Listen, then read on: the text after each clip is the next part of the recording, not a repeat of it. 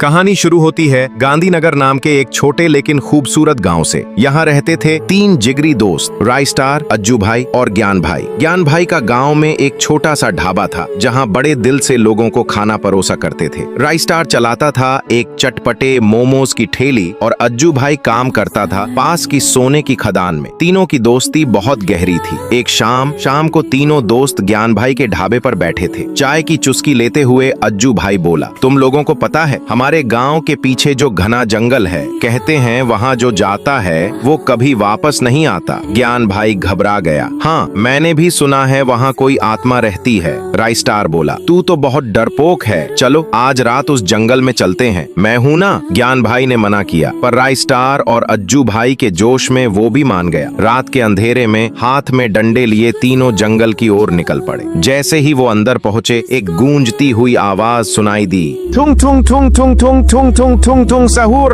ज्ञान भाई घबरा गया। ये कैसी आवाज थी? राइस्टार बोला, चलो अंदर चलते हैं। थोड़ा आगे जाने पर उन्होंने देखा एक बड़ा पेड़ जिसके चारों ओर जड़ी बूटियां और चमकीले फूल थे। राइस्टार हंसते हुए बोला, ये देखो, जहाँ आत्मा की बात कर रहे थे वहाँ तो कुछ नहीं है। लेकिन तभी फिर वही आवाज आई, थुंग थुंग थुंग थुंग सहूर। अब राइस्टार बोला, लगता है इस पेड़ से आ रही है, काट डालो इसे। जैसे ही उन्होंने पेड़ काटा, तभी उसमें से निकलता है एक सूखा लकड़ी जैसा जीव जिसकी बड़ी बड़ी आंखें और हाथ में एक भयानक छड़ी होती है। तभी उसे देखकर सब घबरा जाते हैं और घबराहट में अज्जू भाई से छड़ी चल जाती है, जिससे वो सूखा लकड़ा मारा जाता है। राइस्टार दुखी आवाज में कहता है, ये तुम दोनों ने क्या कर दिया? हम तो बस देखने आए थे, लेकिन तुमने उसे मार डाला। अब भागो यहाँ से। फिर वे तीनों उस जंगल से रात को ही भाग जाते हैं। अगली सुबह राइस्टार और ज्ञान भाई दोनों बाइक से जा रहे होते हैं। तभी सड़क के किनारे भीड़ देख के ज्ञान भाई बोला, रुक राइस्टार, कुछ गड़बड़ है। दोनों धीरे धीरे कदमों से भीड़ के पास जाते हैं और देखते हैं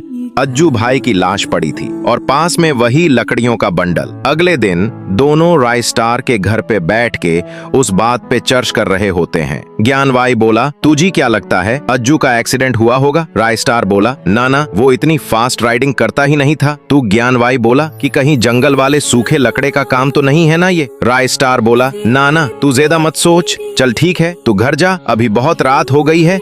ज्ञान भाई बाइक से निकला। रास्ता सुनसान था। अचानक धुआं सा उठा और सामने एक सूखा पेड़ आ गया। ज्ञान भाई बाइक से उतरा और जैसे ही पेड़ के पास पहुंचा, वो गायब हो गया। पीछे से फिर वही आवाज आई, थुंग थुंग थुंग थुंग सहूर। जब ज्ञान भाई मुड़ा, सामने वही सूखा लकड़ा था। ज्ञान भाई कांपते हुए बोला, तू तो जंगल में मर गया था। प्राणी बोला, बदला।